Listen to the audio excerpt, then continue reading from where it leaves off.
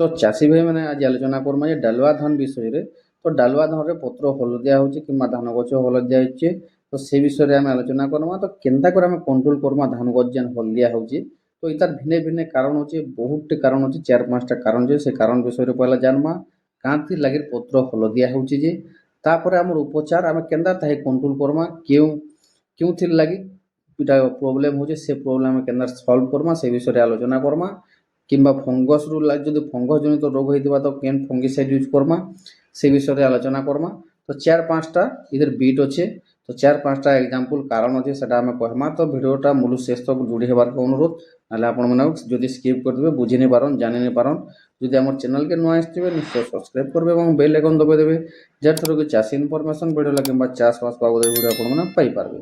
তো চালুন চাষী ভাই মানে ডেরি নি করি আলোচনা করমা। তো ধান গছ হলদিয়া হচ্ছে কাঁ হলা যে ধান গছ হলদিয়া হচ্ছে, তার বহুতটি কারণ আছে চাষী মানে। দেখুন চাষ টাইমে ধান চাষে বিভিন্ন প্রকার বিভিন্ন সমস্যা থিসি সময় হিসাবে।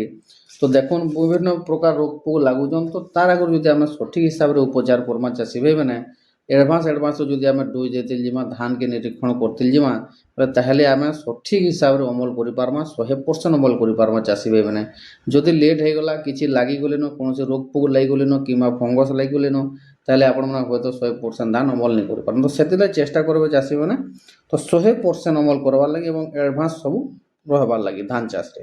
তো চালুন ডেরি নি করে আলোচনা করমা চাষী ভাই মানে যে দেখুন ফার্স্ট পয়েন্ট হলা দেখুন ধান পতর কাঁ হলা যে হলদিয়া হেসি, তার কারণ হলা ফার্স্ট দেখুন অধিক দিন যদি আপনার জমিরে পানি জমি রহলা এবং পানি যদি আমার মানে বহুত পানি রখি দিছন জমিরে, পানি যদি ড্রেন নি করবার টাইম কে টাইম, তো ধান পতর হলদিয়া হইতিছি। দেখুন প্রায় জায়গায় কাহলা পানির ম্যানেজমেন্ট ঠিক নি থাকে, কাঁ হেসি কি সবু জায়গায় পানির ম্যানেজমেন্ট ঠিক নি থাকে, কাহা লাগি পানির অসুবিধা থিসি। সেতির লাগি চাষী মানে কাঁ করছন পানি তো নেই মিলেন বলি পানি ভরি দেসন এবং অধিকা দিন তো ড্রেন নেই করন। তো সেতির লাগি বি ধান পতর হলদিয়া হইতিছি, গোটে কথা জানিথন চাষী ভাই মানে। তারপরে দেখুন জিঙ্ক ও পটাসর অভাবর লাগি বি ধান পত্র হলদিয়া হইতিছি, এই গোটে কথা জানিথন। তো আমি কেন্তা করে জানমা যে জিঙ্কর লাগি এবং পটাসর লাগি ধান পত্র হলদিয়া হয়েছে বলি। দেখুন তলিপত্র শাগুয়া থিবা এবং উপর পত্র লাল হেউথবা এবং নূয়া পত্র বি যেন বাহারুথবা সেটা বি লাল হলদিয়া দিশুথবা, এটা হচ্ছে জিঙ্কর অভাব। দেখুন মূল সার বি দিয়ে পারবে আপন মানে এবং পিল সময়ারে বি আপন মানে জিঙ্ক এবং পটাস ইউজ করে পারবে। তো ইথির দেখুন তলপত্র শাগুয়া দিশুথবা এবং উপর পত্র লাল দিশুথবা এবং নূয়া পত্র বি যেন আসুথবা সেটা হলদিয়া কিংবা লাল দিশুথবা। এটা জানবে যে পটাস এবং জিঙ্কর অভাবর লাগি এই জিনিসটা হচ্ছে পত্র। এবং যেন পত্র লাল এসেছে এটি গাঢ়া লাল এসেছে জানিথিবে, গাঢ়া লাল এবং গাঢ়া হলদিয়া হইথিবা সেটা জানবে যে জিঙ্ক এবং পটাসর অভাব থিসি বলে সেটা। তো চাষী ভাই মানে আপন মানে মূল সময়ের বি আপন মানে জিঙ্ক ব্যবহার করে পারবে এবং পিল সময়ের বি ব্যবহার করে পারবে এবং পটাস সার বি যদি আপন মানে জিঙ্ক পটাস সার বি আপন মানে পিল সময়ের দেই পারবে। তো চাষী ভাই মানে দেখুন জিঙ্ক দেবে আপন মানে একর প্রতি 6-8 কেজি আপন মানে ইউজ করে পারবে এবং পটাস যদি আপন মানে দৌছন পিল সারে পহলা যদি নেই দেন তাহলে 10-15 কেজি আপন মানে পটাস সার নিশ্চয় ইউজ করবে, যার থ্রুকে এটা যদি কন্ট্রোল হয়ে যাবে যদি জিঙ্ক এবং পটাসর যদি প্রোবলেম হইথিবা। তারপরে দেখুন 2 নম্বর বিট সরলা 3 নম্বর বিট কি আসমা চাষী ভাই মানে। তো 3 নম্বর হলা নাইট্রোজেন বা ইউরিয়া কহুছু, যেটা আমি নাইট্রোজেন কিংবা ইউরিয়ার লাগিবি ধান হলদিয়া হইতিছি, পত্র হলদিয়া হইতিছি।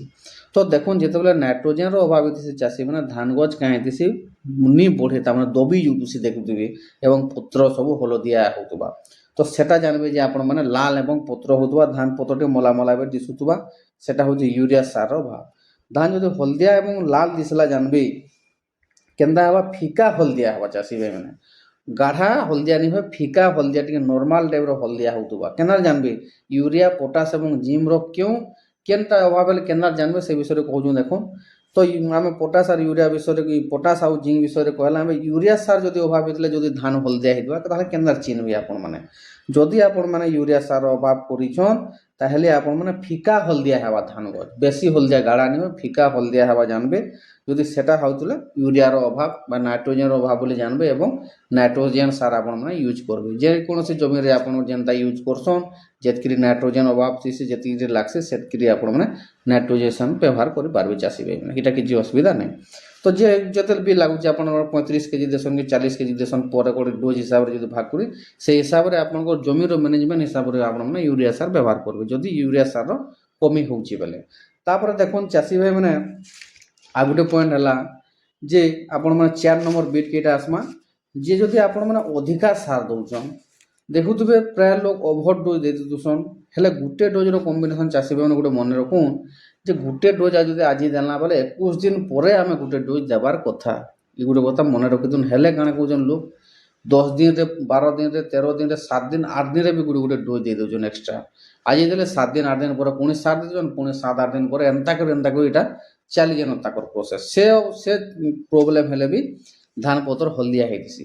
ଦେଖୁନ୍ ଯେଉଁ ସାର ପ୍ରଯୋଗ କଲା ଆମେ ମାଟିରେ, ତାର ହଉଛି ସେ ଯଦି ଧାନ ଗଛ ଯଦି ସଠିକ୍ ପରିମାଣରେ ସେ ସବୁ ନେଇ ପାରିଲା, ପୁଣି ତାର ଉପରେ ଆପଣମାନେ ସାର ଦେଇ ଦେଉଛନ୍, ଯେଉଁ କ୍ଷତି ବି ହେଉଛି ଏବଂ ଧାନ ଗଛ ନଷ୍ଟ ବି ହେଉଛି।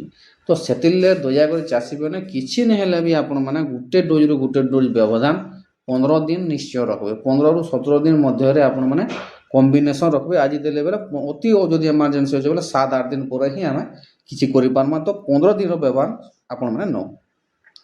15ରୁ 17 ଦିନର ବ୍ୟବଧାନ ଆପଣମାନେ ନେବାର କଥା ଗୋଟେ ଡୋଜ୍। ତ ଇ ହିସାବରେ ଆପଣମାନେ ଚାଷୀମାନେ ସାରର ପ୍ରଯୋଗ ବି ଆପଣମାନେ ଟିକେ ଦେଖିବେ। ତ ଚାଷୀ ଭାଇମାନଙ୍କୁ ଅନୁରୋଧ।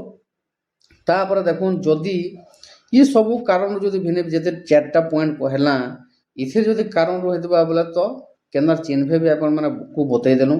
ସେଟା ଯଦି ନି ହେଇ ଯଦି ଫଙ୍ଗସ୍ ଯଦି ହେଇଛି, ଦେଖବେ ଯଦି ଆପଣଙ୍କର ଯଦି ଇ ପ୍ରକାର ଯଦି ନି ହେଇ ଯଦି ଫଙ୍ଗସ୍ରୁ ଯଦି ହେଇଛି, ତାହେଲେ ଦେଖବେ ଯେକୌଣସି ଫଙ୍ଗିସାଇଡ୍ ଆପଣମାନେ ୟୁଜ୍ କରବାର୍କେ ପଡ଼ବା। ଏନ୍ତା ଧାନ ପତ୍ର ହେଇଥିବା, ଧାନ ଦାଗ ହେଇଥିବା, ବ୍ଲାଷ୍ଟ BBL ଇ ପ୍ରକାର ପତ୍ର ପୋଡ଼ା ଯେନ୍ ଦାଗ କହୁଛୁ, ଇ ପ୍ରକାର ଯଦି ହେଇଥିବା, ଯଦି ଫଙ୍ଗିସାଇଡ୍ ଆପଣମାନେ ବ୍ୟବହାର କରବାର ପଡ଼ବା, ଯଦି ଫଙ୍ଗସ୍ରୁ ଯଦି ହେଇଥିବା। ତ ଦେଖୁନ୍ ଫଙ୍ଗିସାଇଡ୍ ଆମେ ୟୁଜ୍ କରମା। ଯଦି ଆପଣମାନେ ଫଙ୍ଗସ୍ରୁ ଯଦି ହେଇଛେ, କେଉଁ ଫଙ୍ଗିସାଇଡ୍ ୟୁଜ୍ କରମା? ଦେଖୁନ୍ ଆପଣମାନେ କାର୍ବେଣ୍ଡାଜିମ୍ ଆପଣମାନେ ଇଟା ଆପ୍ଲାଏ କରିପାରିବେ, ଯେନ୍ଟାକି 2 ଗ୍ରାମ 1 ଲିଟର ପାଣିରେ ଆପଣମାନେ ବ୍ୟବହାର କରିପାରିବେ। ତାପରେ ମାଙ୍କୋଜେବ୍ ଇଟା ବି 2 ଗ୍ରାମ 1 ଲିଟର ପାଣିରେ ଚାଷୀ ଭାଇମାନେ ଏଟାକେ ବି ୟୁଜ୍ କରବାର ପଡ଼ବା, ଯଦି ଆପଣମାନେ ଫଙ୍ଗସ୍ରୁ ହେଇଥିବା, ଫଙ୍ଗସ୍ ଜନିତ ଯଦି ହେଇଥିବା। ତ ଇଟା ଯଦି ଆପଣମାନେ ବ୍ୟବହାର କରିବେ, ଦେଖବେ ଯେକୌଣସି ଫଙ୍ଗସ୍ରୁ ଯଦି ରୋଗ ପୋକ ହେଇଛନ୍ ତାହେଲେ ସଫା ହେଇଯିବେ। ଏବଂ ଇ ଯାହା ଯେନ୍ 5ଟା ବିଟ୍ ବତାନୁ ଚାଷୀ ଭାଇମାନେ, ଇଟା ଗ୍ୟାରେଣ୍ଟି ଯେକୌଣସି ପ୍ରୋବ୍ଲେମରୁ ଇଟା ହେଇଥିବା ହଳଦିଆ, ଆଉ ଅନ୍ୟ କୌଣସି ରୋଗ ଇଟା କାରଣ ନାହିଁ ସେ। ତ ସେଥିର୍ଲାଗି ଆପଣମାନେ ଯଦି ଇ ଟିପ୍ସ ଯଦି ଆପ୍ଲାଏ କରିବେ, ଯଦି ଆପଣଙ୍କର ଧାନ ହଳଦିଆ ହେଉଛି ତ ଧାନ ହଳଦିଆ ନେଇ ହୁଏ। ତ ଚାଷୀ ଭାଇମାନେ ଭିଡ଼ିଓଟା ନିଶ୍ଚୟ ଆପଣଙ୍କୁ ଭଲ ଲାଗିଥିବା। ଯଦି ଭଲ ଲାଗିଥିବ ଆମକୁ ନିଶ୍ଚୟ ଲାଇକ୍ କରିବେ, କମେଣ୍ଟ କରିବେ, ସେୟାର କରିବେ, ସବସ୍କ୍ରାଇବ୍ କରବାର୍କେ ନି ଭୁଲବେ। ଜୟ କିଷାନ, ଜୟ ଭାରତ, ଜୟ ହିନ୍ଦ।